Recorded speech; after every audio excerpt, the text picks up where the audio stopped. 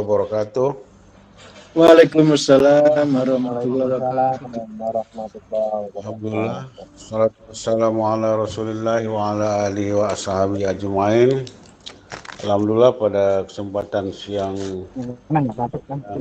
sangat sejuk ini kita bisa hadir di Zoom ini, Google Meet dalam rangka seminar proposal atas nama Astri Yusniarti, judul pemahaman dan kesadaran pelaku usaha mikro, kecil dan menengah tentang sertifikat halal, studi kasus di Lampung Timur, memetakan faktor penentu adopsi dan dampak kompetitif. Proposal ini akan dibahas oleh Bapak pembahas utama, Bapak Dr. Isa Ansori M.Ag, pembahas kedua Bapak Profesor Dr. Suhairi M.H, dan pembahas ketiga Bapak Dr. Imam Mustafa M.Si, dan yang berbahagia dari Astri Yusniarti yang pada kesempatan hari ini akan mempresentasikan proposalnya ya. Oke, langsung saja sebelum kita mulai, sebelum pembacaan atau sebelum presentasi proposal, kita buka dulu dengan bacaan basmalah. Bismillahirrahmanirrahim. Selanjutnya, sebelum tim seminar memberikan masukan kepada saudari Astri Yusniarti untuk mempresentasikan proposalnya maksimal 7 menit. Yang pokok-pokoknya saja ya, Mbak. Ya, waktu saya persilakan. Baik, terima kasih Bapak Ibu sekalian, izin untuk share screen.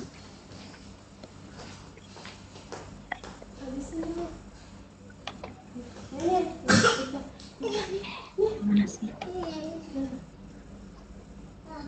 Nah, ini. Terus.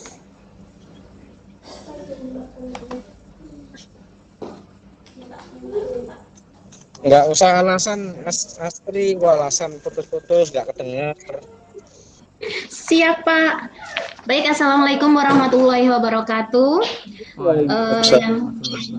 Yang terhormat Bapak Dr. Ahmad Zumaro MA selaku Ketua atau Moderator, Bapak Dr. Isa Ansori SAG MH selaku pembahas 1 atau pembahas utama, Profesor Dr. Suhairi SAG MH selaku pembahas 2 atau pembimbing 1, Dr. Imam Mustafa MSI selaku pembahas 3 atau pembimbing 2, dan Bapak Dr. Ahmad Komarudin MPDI selaku sekretaris. Izinkan saya Astri Yusniarti NPM 24710400069 dari Prodi Magister Ekonomi Syariah mempresentasikan proposal saya dengan judul pemahaman dan kesadaran pelaku usaha mikro, kecil dan menengah tentang sertifikasi halal, studi kasus di Lampung Timur, memetakan faktor penentu adopsi dan dampak kompetitif.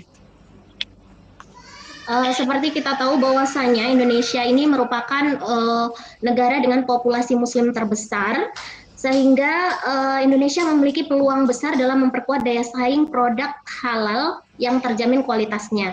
Kepercayaan konsumen terhadap produk bersertifikat halal diyakini mampu meningkatkan nilai kompetitif sekaligus memperkuat posisi usaha mikro, kecil dan menengah dalam peta persaingan global.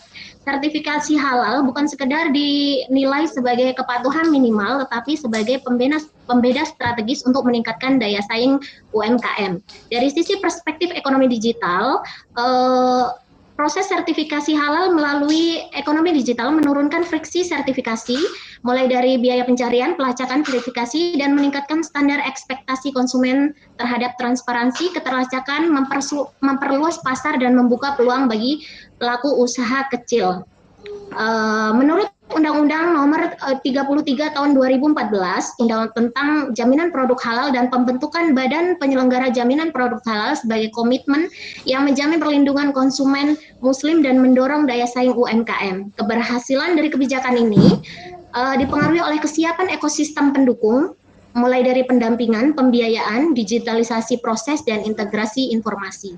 Dari sisi perilaku konsumen, persepsi nilai label halal dan religiositas dan kepercayaan terhadap lembaga sertifikasi halal mempengaruhi keputusan pembeli. Dari sisi adopsi pelaku usaha, adopsi sertifikasi halal merupakan fungsi sikap, norma subjek, dan kontrol perilaku perspektif yang dari aspek kemanfaatan dan juga ekspektasi kinerja dan juga upaya. Faktanya pada tahun 2024 jumlah UMKM di Lampung ini sekitar 421.517 dan Lampung Timur ini berada di urutan kelima dengan jumlah UMKM 33.528 berdasarkan satu data Lampung. UMKM di Lampung Timur ini menjadi tulang punggung ekonomi lokal yang menyediakan barang dan juga jasa serta menyerap tenaga kerja dari masyarakat sekitar. Tingkat pemahaman dan kesadaran mengenai urgensi, prosedur, dan manfaat sertifikasi halal masih rendah. Ini diperoleh dari hasil wawancara dengan pegawai kecamatan pada saat prasurvei. Kemudian keterbatasan literasi regulasi, akses pendanaan dan juga adopsi teknologi khususnya di Lampung Timur yang merupakan bagian rural periurban. Kemudian pelaku UMKM di Lampung Timur kesulitan mengadopsi sertifikasi halal karena prosedur yang rumit, biaya, keterbatasan dukungan dari lembaga pendamping, dan anggapan atau persepsi bahwasanya sertifikasi halal ini hanya merupakan sebuah aspek kepatuhan normatif yang tidak ada kaitannya dengan dampak yang dirasakan oleh pelaku UMKM. Sehingga dari penjelasan ini terdapat 3 research gap di sini, di mana sebagian besar riset halal sebagian besar riset halal berfokus pada perilaku konsumen dan juga perspektif perusahaan menengah besar. Masih jarang sekali yang menyasar di bagian UMKM khususnya di pedesaan. Kemudian kajian faktor adopsi sertifikasi halal ini menyasar aspek keagamaan atau sikap secara terpisah tanpa integrasi dengan digitalisasi dan dukungan institusional yang kita tahu bahwasanya sertifikasi halal sekarang juga pengurusannya adalah melalui sistem online atau daring. Kemudian dampak pasca sertifikasi halal terdapat daya saing ini masih menyasar di bagian akses pasar, kenaikan harga jual dan juga efisiensi harga jual, dan belum dikaji secara terstruktur melalui akses distribusi, kenaikan penjualan dan juga visibilitas daring. Oleh karena itu diperlukan penelitian ini untuk mengisi gap-gap di mana penelitian ini akan membahas tentang 2 hal. Yang pertama faktor penentu adopsi sertifikasi halal dan juga dampak kompetitif UMKM secara terstruktur. Fokus penelitian ini berfokus kepada pemahaman dan kesadaran pelaku UMKM terhadap sertifikasi halal. Kemudian faktor penentu apa saja dari adopsi sertifikasi halal serta dampak adopsi sertifikasi halal ini terhadap dampak kompetitif dari UMKM itu sendiri. Kemudian ada 3 pertanyaan penelitian di sini. Yang pertama, bagaimana pemahaman dan kesadaran pelaku UMKM Lampung Timur tentang sertifikasi halal? Yang kedua, faktor apa saja yang menentukan niat dan keputusan adopsi sertifikasi halal? Yang ketiga, bagaimana dampak kompetitif adopsi sertifikasi halal bagi UMKM di Lampung Timur? Tujuannya adalah untuk memetakan tingkat pemahaman kesadaran pelaku UMKM terhadap sertifikasi halal, mengidentifikasi faktor penentu niat dan keputusan adopsi sertifikasi halal, dan menganalisis dampak kompetitif adopsi sertifikasi halal terhadap daya saing UMKM. Manfaat penelitian ini secara teoritis bisa memperkaya literatur tentang adopsi sertifikasi halal berbasis konteks daerah. Secara praktisnya membantu UMKM memahami manfaat sertifikasi halal dan kesiapan mereka. Secara manfaat strategis ini memberikan rekomendasi kebijakan bagi BPCPH dan pemerintah daerah dalam pendampingan halal berbasis digital. Ada banyak penelitian relevan mulai dari tahun 1991 sampai dengan 2023 yang sebagian besar ini menyasar kepada secara keseluruhan secara membahas tentang niat perilaku, kemudian kepercayaan konsumen, kemudian kontrol institusi, hambatan, kesadaran, dan juga digitalisasi. Di sini ada dari Algen, kemudian ada Lada et al., Wilson Liu, kemudian ada Bone, kemudian ada Siti Zulaiha, dan yang lain sebagainya. Sampai di yang terakhir adalah CN Helmita meneliti tentang perilaku halal di negara Cina. Sistematika penulisan terdiri dari 5 bab, yang masing-masing bab ini memiliki penjelasan mengapa bab tersebut perlu ditulis. Yang sebagian secara rinci terdiri dari bab 1 pendahuluan, bab 2 konsep dan teori tentang sertifikasi halal, bab ketiga menjelaskan tentang metode penelitian yang digunakan dalam penelitian ini, bab 4 ini memaparkan tentang hasil penelitian dan juga pembahasan dari pengumpulan data dan analisis serta verifikasi, yang kelima kesimpulan dan rekomendasi. Konsep dan teori dari sertifikasi halal pada bab ini akan dijelaskan tentang yang pertama tentang konsep halal itu sendiri, mulai dari kata halal, kemudian kata halalan thayyiban, kemudian makanan yang dia itu makanan halal itu yang seperti apa. Kemudian yang kedua membahas tentang sertifikasi halal, pengertian sertifikasi halal, kemudian prosesnya seperti apa, kemudian ada rincian tentang tahapan-tahapan yang harus dilakukan serta apa yang dilakukan pengusaha atau UMKM untuk mendapatkan sertifikat halal.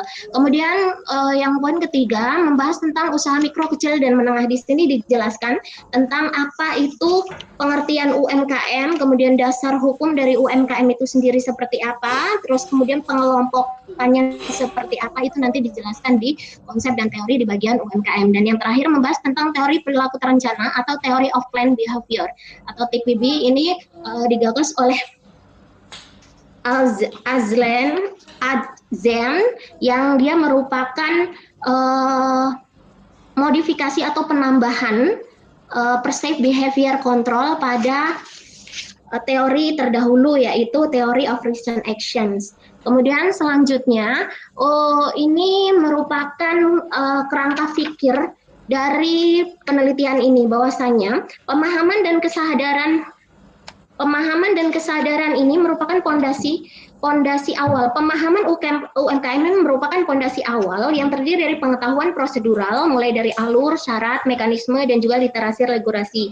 Dan mereka paham bahwasanya sertifikasi halal itu bukan hanya kewajiban administratif, tetapi sebagai instrumen dari legitimasi usaha. Kemudian dari pemahaman UMKM ini kemudian terbentuk menjadi kesadaran UMKM, di mana kesadaran UMKM adalah mereka itu menyadari bahwasanya sertifikasi halal ini penting untuk menjaga kepercayaan konsumen dan juga keberlanjutan usaha.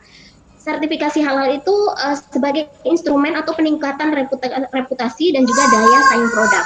Setelah mereka sadar, maka di situ akan ada proses, akan ada faktor-faktor yang menentukan atau mempengaruhi pelaku UMKM itu untuk mengambil keputusan untuk mengadopsi sertifikasi halal itu atau tidak gitu. Nanti akan dilihat atau dipertimbangkan dari sikap, norma subjektif dan juga dukungan eksternal. Kemudian ketika pelaku UMKM itu berhasil mendapatkan sertifikasi halal, artinya pelaku UMKM tersebut itu sudah mengadopsi sertifikasi halal dan akan berimbas kepada akhirnya dampak kompetitifnya, yaitu UMKM mengalami pertumbuhan dari segi usahanya, penjualan, akses distribusi dan juga reputasi darinya. Untuk selanjutnya metode penelitian.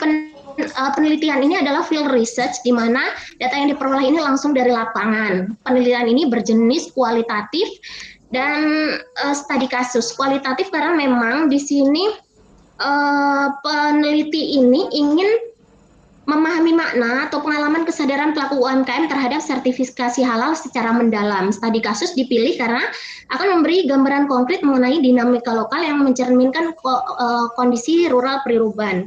Kemudian jenis latar waktu penelitian ini akan dilakukan di Lampung Timur, khususnya adalah Banjarjo dan Pekalongan, dengan alasan yang pertama representasi dari daerah-daerah, kedua daerah ini, Banjarjo dan Pekalongan, merupakan daerah rural periurban dan letaknya sangat berdekatan dengan kota metro.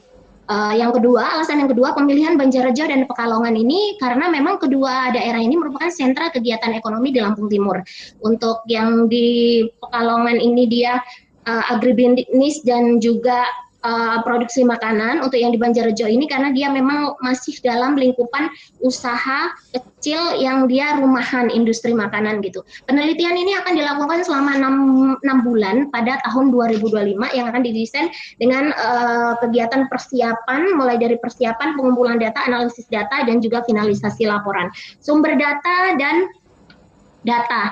Untuk data yang diperoleh ini ada 2 data yaitu data primer dan data sekunder. Untuk sumber datanya ini data primer ini sumber datanya yang pertama adalah pelaku UMKM, yang kedua adalah pendamping sertifikasi halal, yang ketiga adalah pejabat terkait dari BPJPH. Kemudian pemilihan untuk sumber data primer yaitu pelaku UMKM ini dilakukan dengan secara purposive sample, yaitu menentukan sampel dengan tujuan tertentu, dengan kriteria tertentu. Nah, kriteria yang dipilih atau kriterianya adalah yang pertama pelaku UMKM ini aktif di Lampung Timur, yang kedua usaha bergerak di sektor makanan, minuman, atau produk yang mensyaratkan sertifikasi halal, dan yang ketiga usaha sudah berjalan minimal 1 tahun. Untuk data sekunder itu diperoleh dari atau dikumpulkan peneliti dari berbagai sumber yang telah ada, mulai dari dokumen resmi pemerintah, laporan lembaga sertifikasi, buku dan jurnal artikel.